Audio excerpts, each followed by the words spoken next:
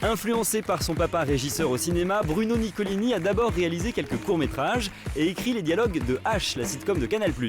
Lui qui voulait être clown, comme Barnabé, son idole, s'est finalement tourné vers la musique pour séduire les grands enfants.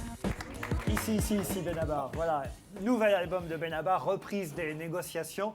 Bravo pour cet album que j'ai écouté, je dois dire, en entier avec énormément de plaisir, plus que les précédents. Je le dis parce que j'avais un peu l'impression que les précédents, c'était surtout des albums d'un chanteur habitué à la scène. Là, c'est un album un peu plus studio, même si on voit bien que Marité et Gilbert Carpentier, c'est une chanson qui va cartonner sur scène et qui cartonne certainement déjà sur scène. Mais c'est plus un album studio que les précédents. Un peu moins de fanfare aussi, je trouvais qu'il y avait un peu trop d'instruments sur les précédents. Est-ce que je me trompe? Non, c'est vrai, on a pris le temps de travailler un peu plus en amont les titres, de se poser d'autres problèmes, des problèmes de son qu'on s'était jamais posés jusqu'à maintenant. C'est vrai que j'avais un peu occulté toute cette partie-là, ça m'ennuyait un petit peu, à vrai dire. Je considérais que tout se passait sur scène.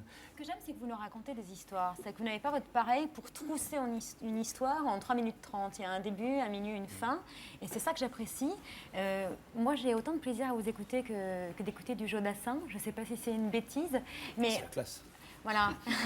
Vous avez peut-être une ambition en plus parce qu'il y a parfois plus de gravité. En tout cas, ce que j'aime bien, c'est que vous ne faites pas de philosophie branchée. C'est jamais sophistiqué, mais toujours délicat. Merci.